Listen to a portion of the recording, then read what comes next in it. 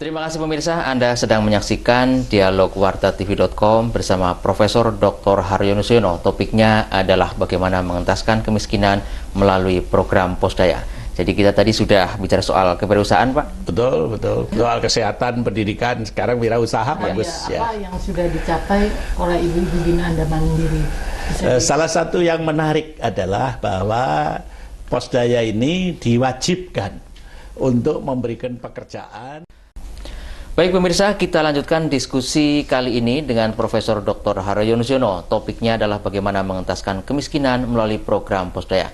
Menarik sekali Pak, kita lanjutkan. Betul, silakan. Gini, dari tadi kita sudah bicara tentang Posdaya. Saya sekarang ingin tahu sebenarnya Bapak mengambil Posdaya itu asal mulanya contohnya dari mana? Yang bisa diterapkan. Pengalaman masa lalu mengajarkan bahwa dengan fokus dan dengan partisipasi masyarakat yang tinggi, ternyata segala sesuatu dapat dikerjakan dengan baik, mulus, dan semua merasa jadi pahlawan. Pada zaman saya menjadi deputi dan kepala BKKBN maupun Menko Kesra, partisipasi dalam KB itu kita rayu, kita kembangkan, kita siapkan dengan apa yang dinamakan Pos KB Desa.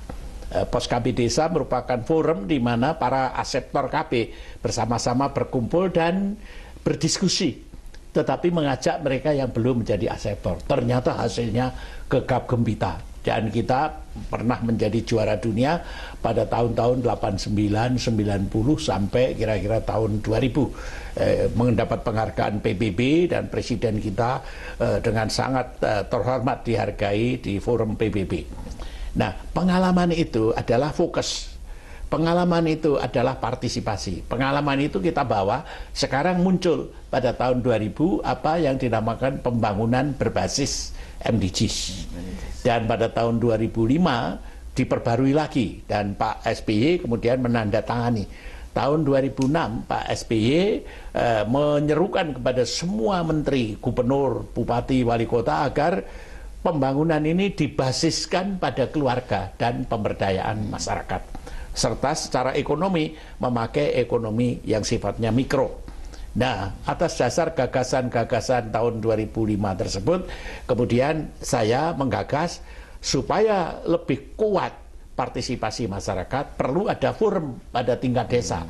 Nah, forum itu digagaskan dengan nama Pos Pemberdayaan Keluarga. Jadi merupakan pos yang menjadi forum di mana organisasi maupun perorangan di desa itu mengadakan silaturahmi, mengadakan wawancara seperti ini, dan kemudian membagi tanggung jawab, menghidupkan kembali, menyegarkan kehidupan Pancasila yang gotong royong, yang peduli terhadap sesama, yang secara bersama-sama tanpa merasa memalukan. Kalau saya membantu Mas Saiful, aduh nanti saya keputangan sama Pak Haryono. Tetapi kalau bersama-sama, Mas Saiful yang kebetulan misalnya miskin itu, kita bantu bersama-sama. Siapa ini? Nggak ada yang tahu. Pokoknya kita utang budinya pada seluruh masyarakatnya. Nah, ini nggak kelihatan. Sehingga yang memberikan sepatu itu karena permintaan masyarakat, bukan karena saya sombong mempunyai sepatu lebih atau baju seragam untuk taman kanak-kanak lebih, bukan. Tapi karena permintaan masyarakat, saya menyerahkan itu kepada kelompok. Kelompoknya apa? Tergantung. Kalau kelompoknya misalnya kelompok kesehatan, misalnya diserahkan kepada posyandu.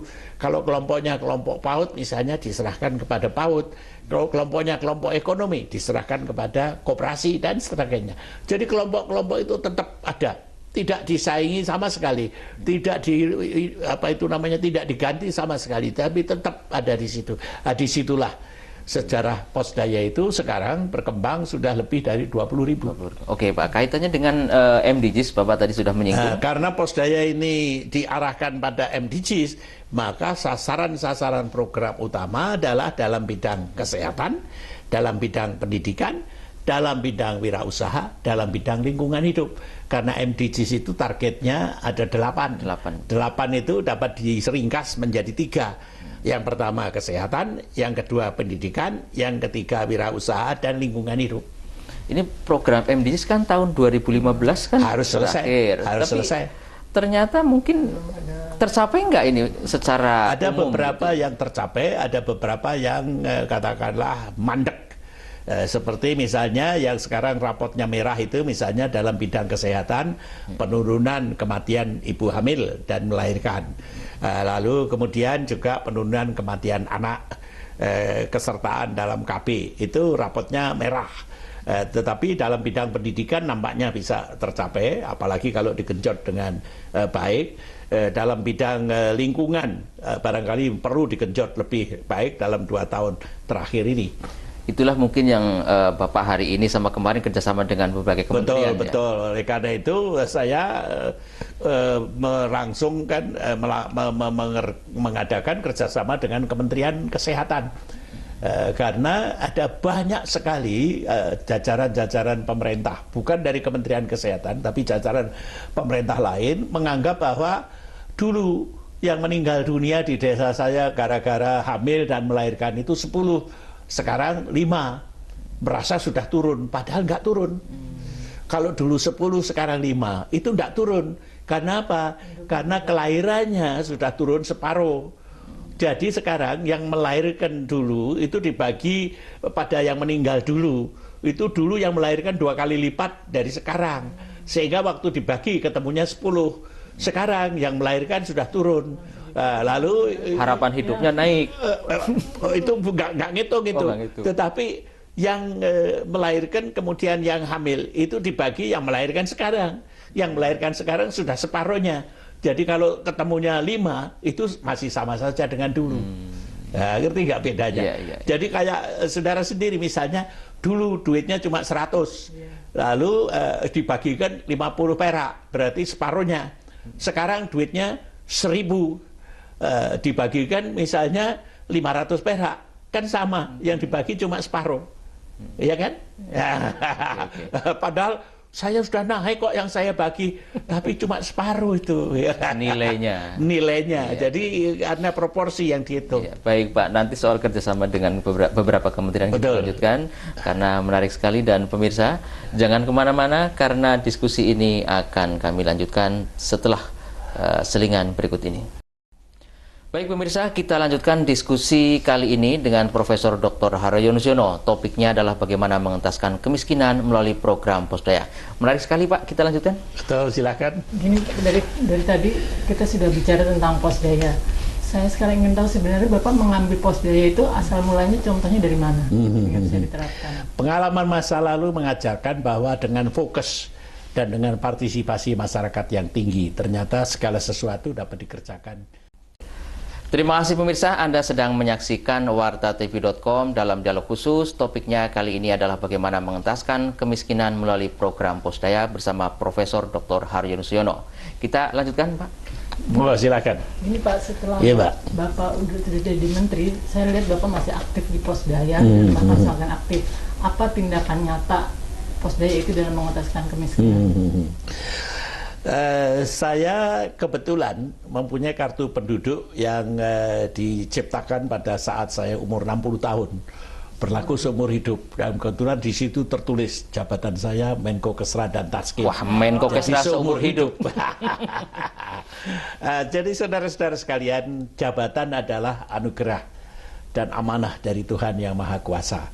Dan amanah itu bisa berupa suatu surat keputusan presiden tentang jabatan. Tapi amanah itu bisa juga tanpa surat keputusan. Dan saya memenuhi panggilan dari masyarakat yang luas dan kebetulan mendapat dukungan dan kemudahan yang diberikan oleh Allah Subhanahu wa Ta'ala. Dan saya merasa terpanggil untuk melanjutkan apa yang sudah dikerjakan di masa lalu, dan secara kebetulan saya dipercaya oleh almarhum Pak Harto untuk memimpin suatu yayasan. Dan ternyata tidak saja yayasan, kemudian masyarakat mempercayai saya untuk memimpin para pensiunan pegawai negeri yang jumlahnya 2,3 juta sebagai ketua umum PWRI. Saya juga diberi kepercayaan oleh lembaga-lembaga sosial sebagai ketua umum Dewan Nasional Indonesia untuk Kesejahteraan Sosial. Saya juga dipercaya oleh mereka yang menderita stroke menjadi ketua umum dari Yayasan Stroke Indonesia. Saya masih banyak lagi yang memberi kepercayaan pada saya yang saya anggap itu sebenarnya refleksi dari amanah dari Allah Subhanahu wa Ta'ala untuk melanjutkan usaha-usaha kebaktian kepada masyarakat luas. Kelihatannya memang Bapak benar-benar melebihi kerja Menko Kesra ya. Saya kira jadi melebihi karena dulu sifatnya kan mengarahkan, memberi nasihat. Sekarang sebagai ketua umum kan harus melaksanakan. Karena melaksanakan itu saya mencoba dan bersyukur diberi kesehatan yang cukup prima untuk pada usia hanya 57 tahun ini masih bisa lah menyumbangkan tenaga dan pikiran gitu. Tapi ngomong-ngomong, kalau program Posdaya update-nya seperti apa sampai saat ini? Program ini sekarang telah diikuti oleh tidak kurang dari 20.000 desa dan pedukuhan. Tidak kurang dari 200 kabupaten dan kota, tidak kurang dari 11 provinsi, dan saya mendapat dukungan yang luar biasa dari sekitar 175 perguruan tinggi di seluruh Indonesia. Oh, jadi bukan hanya melibatkan Saya Anda. bukan sendirian, tidak bisa apa-apa. Tetapi universitas besar seperti Unsud di mana itu, di Purwokerto, sekali turun dia turunkan 2.500 sampai 3.000 mahasiswa dalam kuliah kerja nyata. UNES lebih 3.000 mahasiswa, Universitas Diponegoro lebih 2.500 mahasiswa, UNESA di Surabaya lebih dari 3.000 mahasiswa. Jadi ribuan mahasiswa sekarang ini turun ke desa dalam kegiatan kuliah kerja nyata. Organisasi-organisasi seperti PWI dengan anggota yang ranting-rantingnya ada di kecamatan, orang-orangnya ada di desa dan menerima uang pensiun setiap bulan. Sekarang ini aktif menjadi pendukung gerakan pemberdayaan keluarga tersebut. Sebenarnya kalau masyarakat pengen ikut terlibat itu bagaimana Pak? Mudah saja. Jadi dia harus dengan kelompoknya membangun kehidupan gotong royong, saling peduli, saling tolong menolong. Orang kaya memberikan katakanlah bekal kepada keluarga miskin agar anaknya disekolahkan. Dan ini memakan waktu cukup lama karena sekolah taman kanak-kanak, sekolah SD, sekolah SMP. Tetapi nanti kalau sudah lulus SMA, apalagi lulus perguruan tinggi, pasti dia insya Allah memotong rantai kemiskinan. Jadi yang namanya budaya miskin itu akan dipotong oleh anaknya sendiri. Tidak dipotong oleh pemerintah, tapi dipotong anaknya sendiri yang didukung oleh tetangganya untuk sekolah. Dan membantu sekolah itu tidak mahal.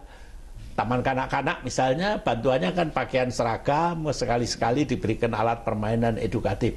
SD juga begitu juga, apalagi pemerintah sekarang mengeluarkan dana BOS yang melimpah.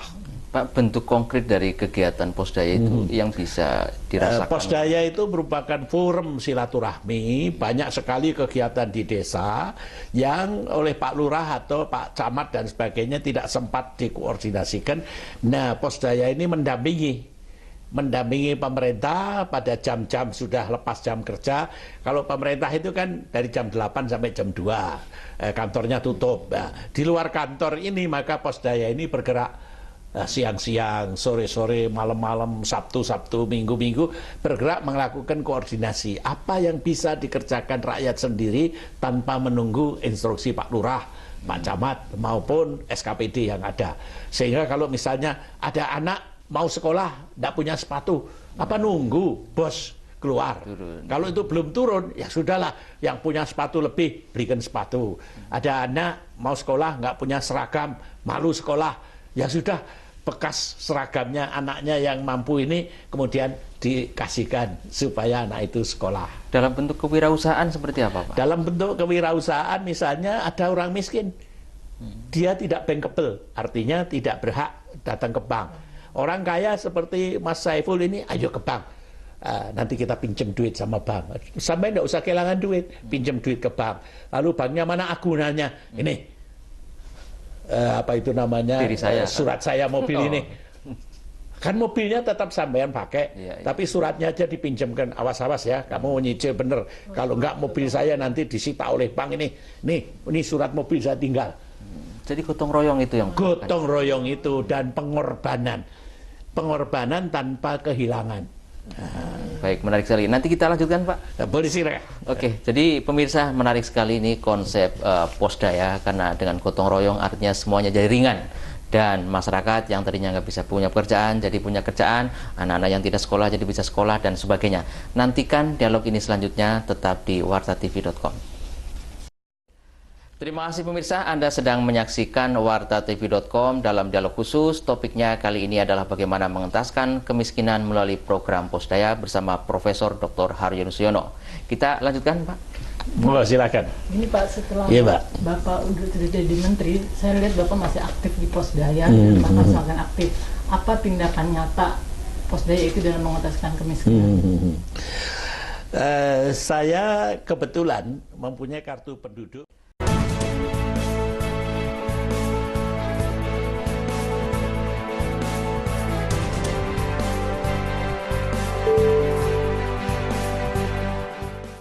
Assalamualaikum warahmatullahi wabarakatuh. Terima kasih pemirsa, Anda sedang menyaksikan wartatv.com dalam program Dialog. Kali ini bersama saya, Saifur Rahman Al-Banjari, ditemani Dwi Karyani.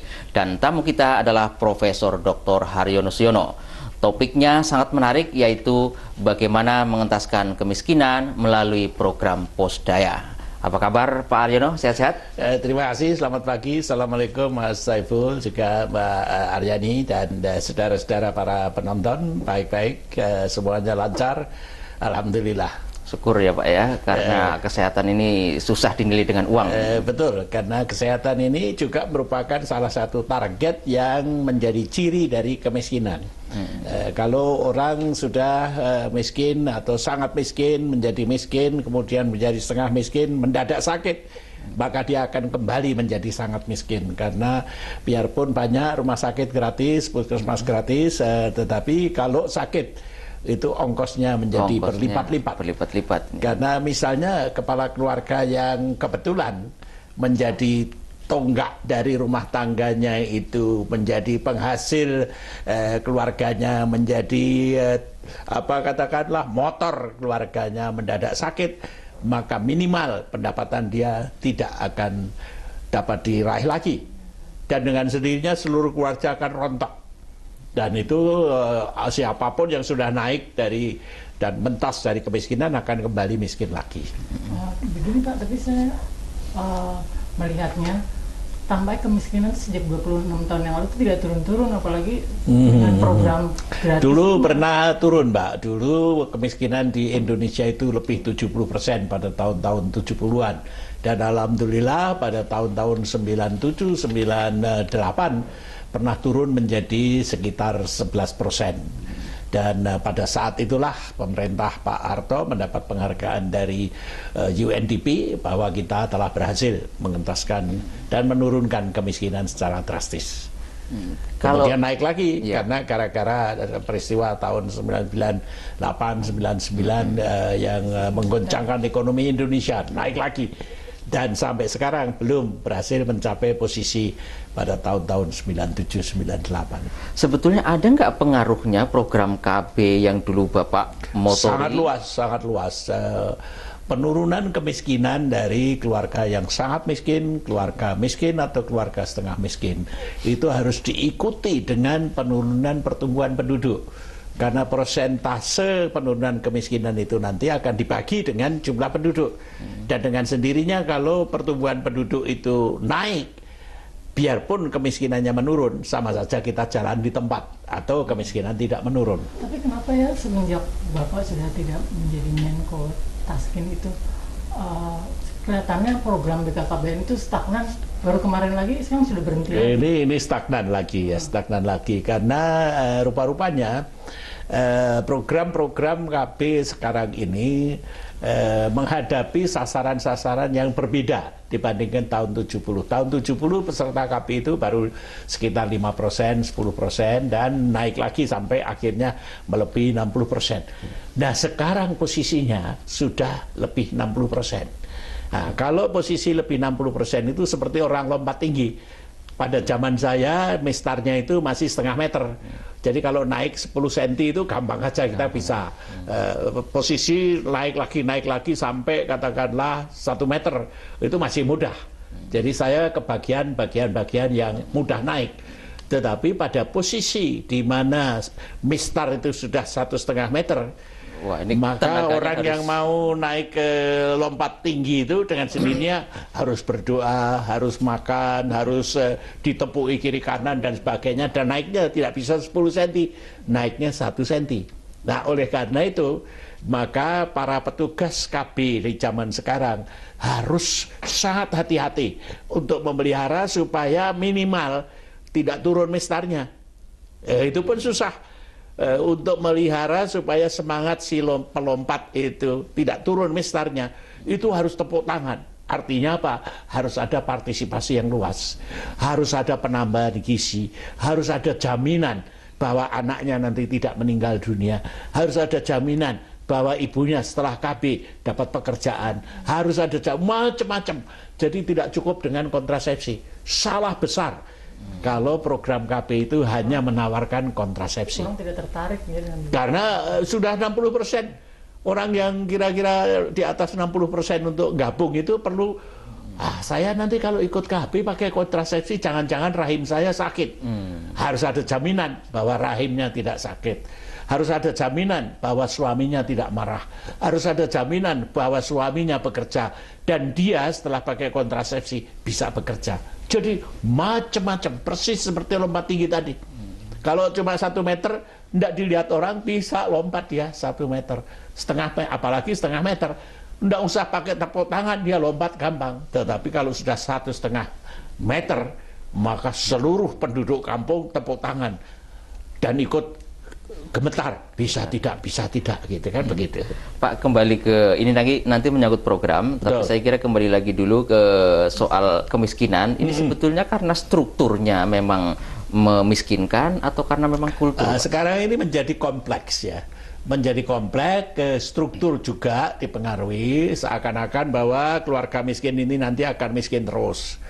Tetapi kultur juga, kalau keluarga miskin itu, bapak saya dulu juga nggak sekolah, kakek saya juga nggak sekolah, itu bagian dari kultur. Tentu harus dirubah dua-duanya.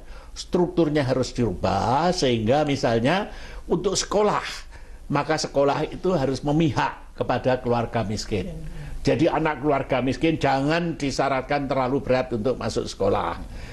Kulturnya harus dibuat begitu rupa bahwa anak itu jangan hanya dipekerjakan sekarang, tetapi nanti kalau sudah lulus sekolah. Itu bagian dua-duanya ikut serta. Tidak bisa dinamakan karena strukturnya, karena kulturnya, atau karena kulturnya. Padahal untuk sekolah itu disyaratkan sekarang kemampuan anak harus bagus. Padahal anak orang miskin, bagaimana kemampuannya bagus? Harus ditolong, harus diberikan buku, harus diberikan macam-macam. Ada subsidi lah ya. Persis. Harus ada pendampingan kalau perlu.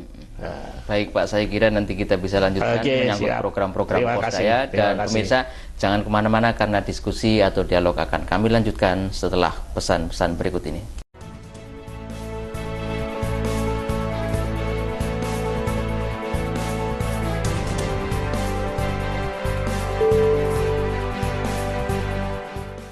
Assalamualaikum warahmatullahi wabarakatuh. Terima kasih pemirsa, Anda sedang menyaksikan wartatv.com dalam program Dialog. Kali ini bersama saya, Saifur Rahman Al-Banjari, ditemani Dwi Karyani. Dan tamu kita adalah Profesor Dr. Haryono Siono. Topiknya sangat menarik, yaitu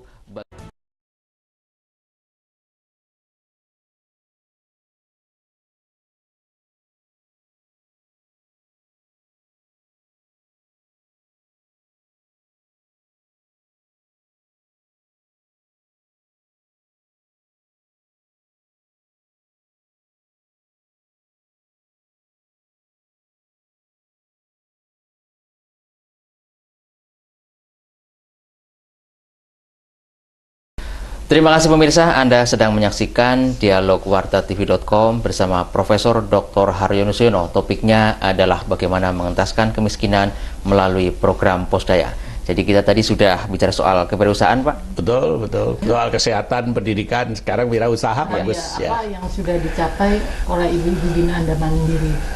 Salah satu yang menarik adalah bahwa Posdaya ini diwajibkan untuk memberikan pekerjaan, memberikan kemampuan wirausaha kepada keluarga-keluarga miskin yang di masa lalu tidak pernah mendapat kesempatan. Sehingga di masa lalu mereka itu katakanlah terpaksa harus minta-minta, terpaksa harus minta bantuan, terpaksa harus menunggu sampai pemerintah itu mengeluarkan semacam bantuan yang sifatnya langsung, baik berupa beras murah maupun BLT dan sebagainya. Dalam pendekatan pemberdayaan, maka keluarga miskin ini diajak dan diberi kesempatan untuk meminjam uang dan berusaha. Nomor satu, dilatih keterampilan lebih dulu. Kalau sudah terampil, maka kemudian didampingi oleh keluarga yang sudah mampu untuk meminjam uang. Kita sekarang keluarkan apa yang dinamakan tabur puja, yaitu kewajiban untuk menabung bagi keluarga miskin serta sekaligus diberikan kredit, jumlahnya tidak lebih dari 2 juta.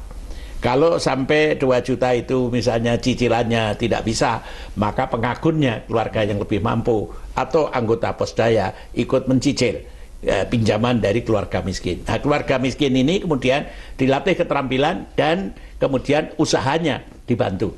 Di Pacitan, di Kulon Progo, kemudian juga di Bantul, segera akan di Malang, segera akan di Banyuwangi. Mereka kita bikinkan warung-warung. Nah kan nggak punya duit bikin warung, nah, karena kita beri pinjaman. Pinjamannya kita masukkan di dalam buku tabungan. Yang bersangkutan kita kasih kartu debit seperti kartu kredit kita. Nah, kartu debit ini bisa untuk belanja ke pusat kulaan. Jadi kalau belanja cuma digesek saja, sehingga duitnya yang ada di buku tabungan tidak pernah keluar dari bank. Wah, tidak bisa untuk apa itu namanya konsumsi, tapi hanya untuk belanja mengisi warungnya dia.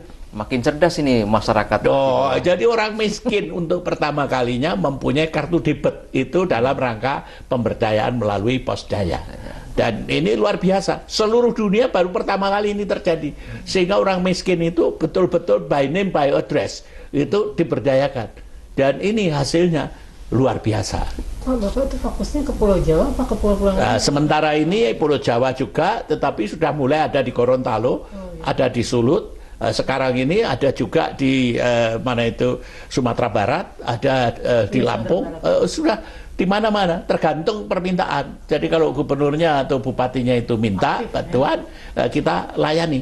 Jadi saya tidak pernah datang ke suatu daerah tanpa undangan dari bupati, wali kota atau gubernurnya atau dari universitas yang bersangkutan. Jadi jangan disangka saya ini haus daerah kepingin jadi menteri atau jadi presiden apa enggak. Nah, semata-mata ingin membantu. Kalau diminta bantuannya, kalau tidak diminta ya nggak apa-apa. Ini menarik sekali, Pak. Kalau masyarakat modelnya seperti itu semua, ini bank-bank ini sebetulnya mereka mendapatkan dana dari mana? Dari Dana Mandiri atau mereka pakai dananya sendiri. Dana Mandiri hanya menjual gagasan. Dan ternyata misalnya Bank UMKM, Bank BPD yang ada di Jawa Timur, Jawa Tengah itu mendapat penghargaan dari BI karena melaksanakan kebijakan apa yang dinamakan financial inclusion. Yang mendapat penghargaan mereka, bukan saya, padahal gagasannya dari kita di sini. Jadi lebih dari sekadar penyaluran kur, Pak ya? Iya, jauh beda. Ini tidak disyaratkan mereka itu sudah mempunyai pembukuan bagus, bukan, tapi sudah dilatih keterampilan. Jadi kalau kur itu kan harus ada agunan. Nah, ini kan agunannya kepercayaan. Dan juga tanggung renteng dari keluarga-keluarga yang ada di sekitarnya. Ini kalau model semacam ini dilakukan banyak pihak, saya kira cepat selesai. Insya Allah begitu. Insya Allah, karena keluarga miskin itu sudah by name by address di pangku atau di akun oleh keluarga yang lebih mampu. Nah, ini mungkin sebagai statement akhir, barangkali mungkin banyak sekali lah masyarakat di luar sana. Ini kira-kira Mas Saiful, ini tidak saja bank, tapi ternyata perorangan bisa menjadi pengagun. Ada teman-teman di Banyumas yang menyediakan dana 1 miliar dan diserahkan kepada bank. 10% dari bunganya itu untuk yang kecelakaan. Istilah banknya NPL, non-performing loan. Nah, ini mungkin ada statement terakhir dari Bapak kepada masyarakat luas, siapa yang mungkin ingin bergabung dalam Posdaya seperti apa nih, bupati-bupati atau gubernur yang lain. Terima kasih Mas Saiful. Saudara-saudara sekalian, Posdaya adalah suatu forum, bukan suatu lembaga yang menggantikan lembaga lain. Kalau saudara-saudara, para bupati, wali kota, dan sebagainya ingin daerahnya membentuk Posdaya sebagai ujung tombak pembangunan daerah seperti di kabupaten yang sudah melaksanakannya, silahkan hubungi Warta TV atau juga hubungi kami di Yayasan Damandiri. Kami dengan jajaran perguruan tinggi yang ada di seluruh Indonesia siap untuk berbagi pengalaman, berbagi ilmu, bagaimana cara memproses dan memberdayakan keluarga yang miskin ini untuk lepas dari belenggu kemiskinan, insya Allah. Baik, terima kasih Pak Haryono, mudah-mudahan bermanfaat dialog yang mungkin singkat ini dan nanti kita bisa lanjutkan. Dan pemirsa, demikianlah akhir dari dialog kami dengan Profesor Dr. Haryono Suyono. Topiknya adalah bagaimana mengentaskan kemiskinan melalui program Posdaya. Sampai jumpa dan terima kasih atas perhatian Anda. Assalamualaikum warahmatullahi wabarakatuh. Waalaikumsalam.